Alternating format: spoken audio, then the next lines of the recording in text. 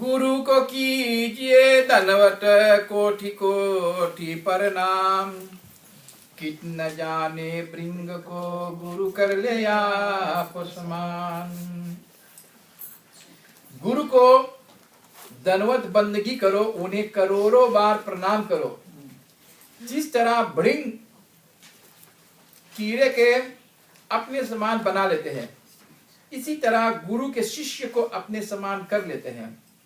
जो शिष्य उतना चौकस रहेंगे और गुरु के आज्ञा पालन करेंगे तो अवश्य वो भवसागर पार हो सकते हैं।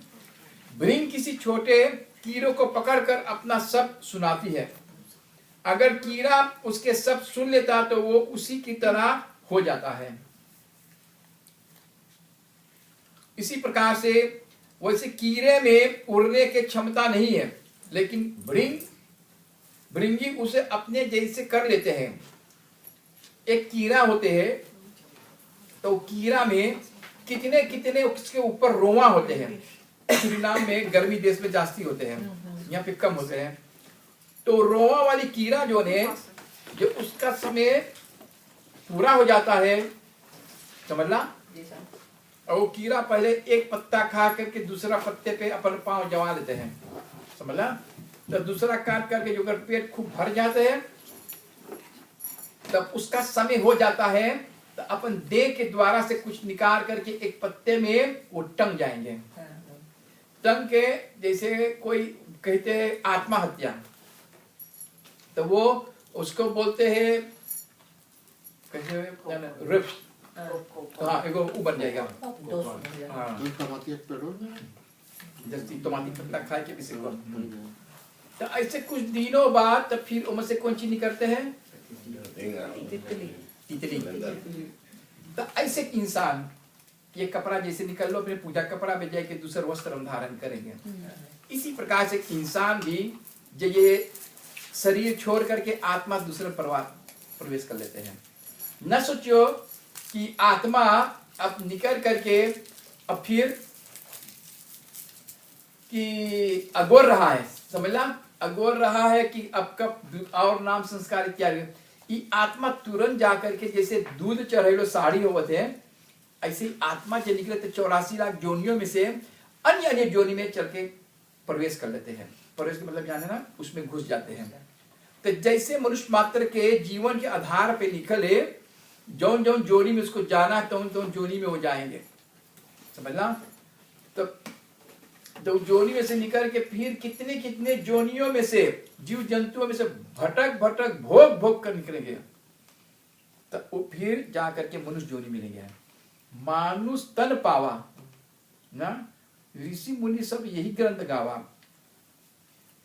तो कहते हैं गुरु को ईश्वर के समान समझ, उनके शब्द नाम का सुरती लगाओ। जब गुरु बैठा तो जो उनको शब्द जो है उसके आप लोग ग्रहण करो, समझा। जैसे हम लोग प्रसाद खावा जा ग्रहण करें, ऐसे शब्द को ग्रहण करो। जौन तो होके जरूरत होके ले, जो ना जरूरत के निकाल लो। अगर वो कहीं मिल जाए तो उन्हें शास्त्रांग बंदगी करो।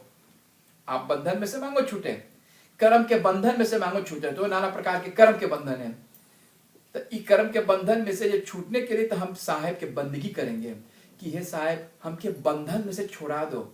जैसे कोई एक जेल खाना में है, कटघरा में, समझला, मुश्किल से निकलते हैं। चिड़िया जैसे पिंजरा में फसल है, बन है, उसके निकालने के लिए उपाय होते हैं। कितने बार मैंने एक कथा भी बताया आप लोगों के ना, कि पिंजरा में चिड़िया जब बन है या सुग्गा, कैसे निकालना था। सुग्गा हम लोग के अंदर में आत्मा है, उसमें परमात्मा। ये 5 भौतिक शरीर जो यही पिंजरा है। तो इसे शास्त्रांग बंदगी करना, और यदि कहीं दूर हो तो उसी समय उसका रूप ही ध्यान करो। ध्यान मूलंग मूलंग गुरुति पूजा, समझला। तो गुरु के ध्यान करना, गुरु कभी मरे ना है। जब गुरु जब मर गए हैं, समझला, उनकर आत्मा वही गुरु रूप में उनके धारण करियो। समझियो कि देखो हमारे गुरु वहां बैठा है, समझला। तो कबीर साहेब जो नहीं, साहेब जो है जाकर के वही रूप में आपके दर्शन दे, जो रूप में अपने गुरु के मन लो है, समझला। गुरु के मन लो है, चाहे ई रूप में चाहे जोन रूप में, न जाने किस भेष में बाबा मिल जाए भगवान रे। तो गुरु के जो मनिए तो वही रूप में जाकर के आपके दर्शन देगा। और उसके ध्यान करना, ध्यान सबसे मूल है। सबसे मूल कारण है हमके ध्यान करना। लक्ष्य कोष जो गुरु बसे दीजे सुरती पठाई, शब्द तुरित उसार छीन आवे न जाए। जैसे हम लोग यहाँ पे मोबाइल घुमा रहा है, उसमें कुछ ताकत नहीं है। ताकत कहाँ? पावर। वो जो सेंट्रल है, जो सेंट्रल है, तो इसे आत्मा जो ने, ये आत्मा जो ने यही सेंट्रल सबसे मुखारनी से बोलो, आंख से देखो, सब कुछ करो ना। तो मोबाइल से हम लोग तार घुमा देला, मगर उस सेंट्रल जो ना है तो मोबाइल कभी ना कमाई, समझना, चाहे जितना तू जतन करो। तो गुरु लाख कोष के दूर पर क्यों ना हो तो भी उनके सुरती करते हो। गुरु तो शब्द स्वरूपी और घोड़े पर सवार होकर एक पल में तुम्हारे पास पहुंच जाएंगे। तो गुरु आएंगे, जो गुरु जो दुनिया पे ना है लेकिन तो अंदर में गुरु है। गुरु कभी ना मरे। गुरु मोरे अजर अमर अविनाशी। गुरु हमारा अजर है, अमर है। तो बोला, तो इसी प्रकार से गुरु को सिर पर राखिए चलिए आज्ञा माही। कहे कबीर तेदास को तीन लोक भय नाही। तीन लोक में जितने भी संपदा है, जितने भी रिद्धि सिद्धि है, वो सब गुरु के थेक में दे देते हैं, सहज ही दे देते हैं। इसलिए गुरु के समान कोई दाता नहीं है, हो सकता है शिष्य के समान कोई वाचक भी नहीं है। गुरु से दीक्षा ज्ञान लेने पर अपना सिर उन्हें अर्पण कर दो।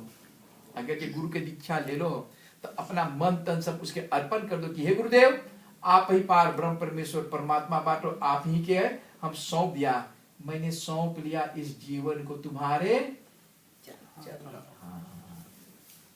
सिर अर्थात मैं अर्थात अहंकार। जो मूर्ख लोग गुरु से ज्ञान लेने पर भी इसे मैं का नहीं छोड़ता कि मैं हूं सब कुछ, मैं है, ये मेरा है, मैं, तो उसके अहंकार जो अपनी मनमानी ही करते हैं, ऐसे कोई विशाल भवसागर की धारा से बह जाते हैं। गुरु कुम्हार की तरह से शिष्य को घड़े की तरह से उनके तरह कुमार के और भीतर हाथ लगा के उसके सहारा करते हैं। राम कृष्ण से को बरा तीन ही तो गुरु की, तीन लोक में नायिका गुरु आगे यदीन। राम और कृष्ण जैसे महापुरुषों ने बढ़कर और कौन ही सकता है। ऐसे महापुरुषों जो तीन लोक में स्वामी थे, वो भी गुरु के अधीन हो गए हैं। जब इतने बड़े बड़े महापुरुषों को गुरु की जरूरत पड़ गया तो फिर आम आदमी के गुरु के बिना कहां जाएंगे। जब महान पुरुषों देखा कि गुरु करके और बड़ा भाग्य से हम भगवान बन लिए हैं, समझना। तो इसी प्रकार से महापुरुषों को गुरु की जरूरत पड़े गए तो फिर आम अवधि के कोई। इसलिए जो लोग बिना गुरु के भक्ति करते हुए बहुत बड़े भ्रम में पड़ जाते हैं। गुरु बिना ना मिले ज्ञान, हंसा बिना ना मोती, चाहे लाख करो बयान। तो इसी प्रकार से जो पढ़ रहा है, अपने अपने काम कर ले रहे, बिना गुरु के उसको पार नहीं होते।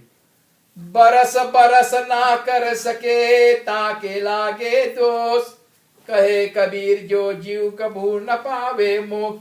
यदि कोई भक्ति बरसन में एक बार भी गुरु के दर्शन ना करे तो उसे अभागे के लिए साहेब के पास भी कोई विकल्प नहीं है। ऐसे शिष्य को दोष लगता है, उसके आवागमन नहीं मिट जाता है, वो सदा आवागमन के चक्र में रहते हैं। गुरु दर्शन को जाते समय बहुत सारी बांधवा से अति माता पिता भाई स्त्री आदि बांधा डाल देते हैं। समझला? अरे कहाँ तू जा है, क्या करत है, मैवा बने लड़का तू कहाँ जा बेटा। तो गुरु दर्शन को जाते समय बहुत सारी बांधा के मतलब रुकावट भी आती है। माता पिता बोले कहाँ जाते हैं, हम जाते गुरु पास। हुआ कहाँ जाएंगे। स्त्री बोलते कहाँ तू जाते रहे, मेरे पतिदेव, बांधा डालते। लेकिन जो भक्त जन इन बांधों से तोड़कर गुरु दर्शन को निकल पड़ते हैं, वही मोक्ष को सच्चे अधिकारी होते हैं। हमसे माता पिता जन्म दे चुके सब इत्यादि आज्ञा पालन करके बस हम जाना अपने गुरु के पास। हमारे गुरु जो हमके मोक्ष गति दिखाएंगे। गुरु के पास जाकर अगर कष्ट भी मिले तो साहेब कहते कि उसे संसार को करोड़ों सुख न्यौछावर कर दे। साहेब कह रहे कि सदगुरु तो बहुत ही दयाल है, जिन्होंने मुझे अपना कर मुझ पर कृपा करके, परमात्मा का जो रास्ता बहुत है लंबा था, करोड़ों जन्म तक करोड़ों जन्म तक तपस्या के बाद भी शायद ही वहां पहुंच जा सकते हैं, पर सदगुरु ने कृपा करके नाम का दान देकर एक पल में तुम्हें पहुंचा देते हैं। बड़ी महान बहुत कृपा है। कितने जानो कितना बड़े बात है कि गुरु पार कर देते एक पल में। अब कहा ऋषि मुनि ध्यान करते करते कितने करोड़ों वर्ष हो जाते हैं। गुरु के सुमरन मात्र से विंसत विधन अनंत तासे सर्वरंभ में ध्यावत है सब संत। गुरु के ध्यान करने से सब विधन नष्ट हो जाते हैं। जब हम अपना गुरु का ध्यान करेंगे तो जितने विधन नाना प्रकार के भ्रमित है, भ्रम बस सब दूर हो जाते हैं। और यही बात ध्यान में रखने हुए सभी संत सदगुरु के ध्यान किए करते हैं। कोई चाहे करोड़ों देवी देवता की पूजा अर्चना करते हैं, फिर भी कोई लाभ नहीं, पर यदि इन सब को छोड़कर केवल सदगुरु के पूजा कर ले तो फिर किसी के पूजा का जरूरत नहीं है। इसी गुरु के पूजा में करने से इसमें 33 करोड़ देवी देवता की पूजा हो जाता है। एक पेड़ के जड़ में जल डालने से जितने दार पात सब हरी भरे हो जाते हैं, इसी सदगुरु के पूजा करने से सब जितने सब पार हो जाते हैं। आपको जरूरत नहीं फिर हमको अन्य फिर कथा वार्ता पूजा पाठ के, एक ही गुरु के पूजा में सबसे महानता है। हरि कृपा जो होई तो नहीं होई ताही, कहे कबीर गुरु कृपा बिना सकल बुद्धि यही होई। साहिब कह रहे यदि परमात्मा की कृपा हो जाए तो ठीक है, अगर नहीं भी हो कोई बात नहीं, कुछ नहीं बिगड़ता है, लेकिन गुरु के कृपा का होना बहुत ही जरूरी है। और यदि गुरु के कृपा ना हो तो सारी चतुराई धारी बिक जाती है, इसके बिना काम नहीं बन सकता। जो गुरु के शब्द के पालन ना करे वो समझ ले कि गुरु के सीढ़ी जिस पर चढ़कर वो परमात्मा के घर में पहुंचना सकता है सो उतर जाता है। ऐसे बंदे को काल घसीट के और नरक में ले जाता है और कहीं भी उनको ध्यान नहीं मिलता है। समझ में आते हैं? जी साहब। जो गुरुमुख गुरु चितवत कहे मन भुजंग, कहे कबीर बिसर नहीं सो गुरुमुख हो यंग। जो गुरुमुख होता और गुरु के मूर्ति को उसी तरह देखते रहते हैं जैसे सांप मणि को देखकर रहता। साहब कहते कि गुरुमुख वही है जो इसी तरह गुरु का ही ध्यान करता है। और जो गुरु के आज्ञा ना मानते हैं नहीं तो उनके अपनी मनमानी के करता, तो ऐसे शिष्यों को संसार में अधिक आत्मा दोनों तरह की ज्ञान धारा रहता है। उसके सिर पर काल मंडरा रहा है, काल जमराज। गुरु बिना न उपजे ज्ञान, गुरु बिना न मिले मोक्ष।